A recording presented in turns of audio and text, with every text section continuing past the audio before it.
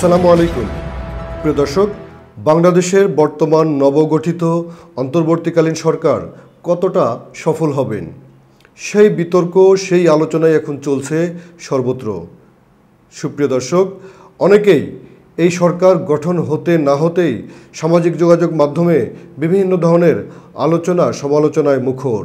বিশেষ করে অনেকে বলতে চাইছেন যে এটি একটি এনজিও বান্ধব সরকার, অর্থাৎ এই সরকারে যারা উপদেষ্টা হয়েছেন তাদের অনেকেই বিভিন্ন এনজিওতে গুরুত্বপূর্ণ পদে দায়িত্ব পালন করেছেন, যে কারণে বলা হচ্ছে যে এটি একটি এনজিও বান্ধব সরকার। আবার কেউ বলছেন যে আইন বান্ধব সরকার, অর্থাৎ এখানে কয়েকজন উপদেষ্টা রয়েছেন যাতে ব্যাকগ্রাউন্ড হচ্ছে আইন পেশা বা আইনের অধ্যাপক এরকম।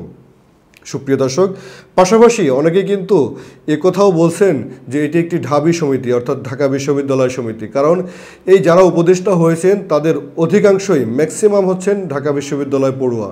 যাই হোক, যে উদ্দেশ্যে যে কথা বলেই সমালোচনা করে থাকেন না কেন, এই আলোচনায় আমরা বলতে চাই যে ডক্টর মোহাম্মদ ইউনূসের নেতৃত্বাধীন যেই অন্তর্বর্তীকালীন সরকার বাংলাদেশে একটি বিপ্লবের মধ্য দিয়ে গঠিত হয়েছে, যেটিকে অনেকেই অন্তর্বর্তীকালীন বিপ্লবী সরকারও বলে থাকেন। এই বিপ্লবী সরকার বাংলাদেশকে পরিবর্তনের রূপরেখায় ফিরিয়ে নিতে কতটা সফল হবেন। সুপ্রিয় দর্শক, আমি আমিনুল ইসলাম শান্ত সাধারণত আন্তর্জাতিক বিষয় নিয়ে বিশ্লেষণ করে থাকি এবং বর্তমানে বাংলাদেশের যখন বাক স্বাধীনতা ফিরে এসেছে, এখন সত্যিকার অর্থেই মুখ খুলে বাংলাদেশের সমসাময়িক রাজনৈতিক বিশ্লেষণ নিয়েই আপনাদের সামনে হাজির হব। কথা বলছি ইউনূস সরকারের সফলতা নিয়ে। প্রথম কথা হচ্ছে যে আমরা যেটি মনে করি যে সফলতার দৃষ্টিভঙ্গিটা আসলে কি।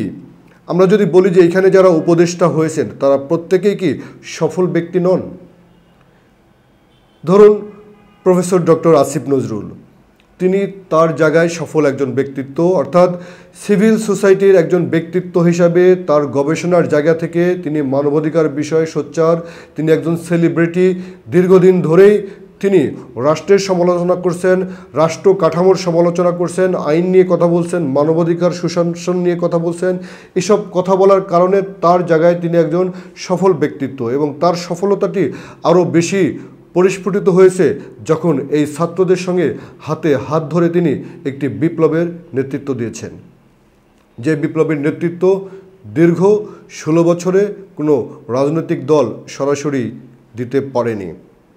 আমি যদি বলি প্রফেসর ডক্টর মোহাম্মদ ইউনূসের কথা, তিনি শুধু আন্তর্জাতিকভাবে স্বীকৃত পার্সনই নন, তিনি নোবেল বিজয়ের পরও দেশে বিদেশে অসংখ্য অ্যাওয়ার্ড পেয়েছেন শুধুমাত্র তার কৃতিত্বের ফলস্বরূপ। তিনি তার অঙ্গনে একজন ক্ষুদ্র উদ্যোক্তা থেকে শুরু করে সার্বিকভাবে একজন শুধু সুপরিচিত নন, তিনি একজন সফল ব্যক্তিত্ব। একইভাবে আমি একেবারে প্রত্যেকের নাম বলার দরকার নাই, প্রত্যেকেই যার যার স্থানে তিনি সেটি একটি এনজিও পরিচালনা করে থাকলেও ওই এনজিওকে একটি সফলতার জায়গায় পৌঁছে দিয়েছেন। এর অর্থ হচ্ছে তারা একজন সফল ব্যক্তিত্ব। যেহেতু তিনি একটি ক্ষেত্রে সফলতার অবদান রেখেছেন, অবশ্যই তিনি রাষ্ট্র পরিচালনার ক্ষেত্রে আরেকটি সফলতা অর্জনের দাবিদার।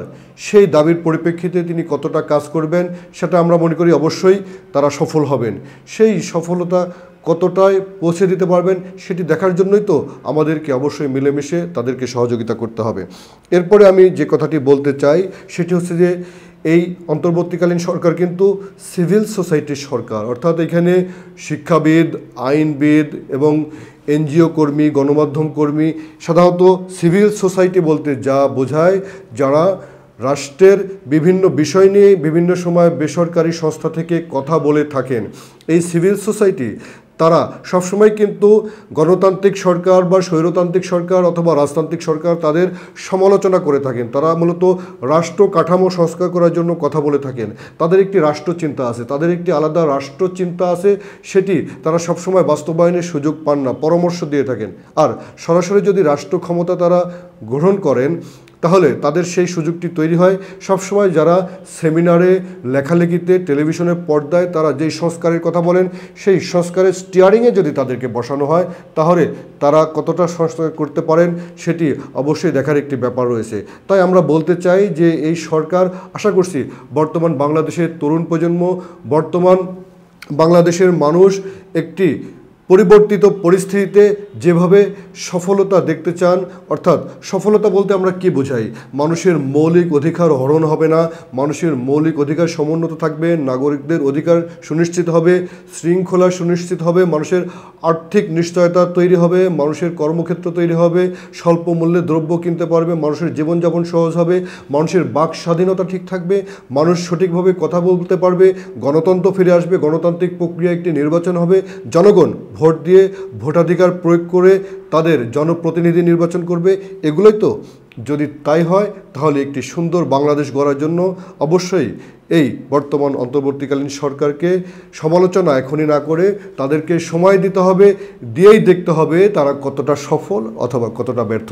আমরা অবশ্যই মনে করি তারা সফল হবেন এবং যথাযথ পন্থায় বাংলাদেশে গণতন্ত্র ফিরিয়ে আনবেন। সবাই ভালো থাকুন। অনুষ্ঠানটি দেখার জন্য ধন্যবাদ।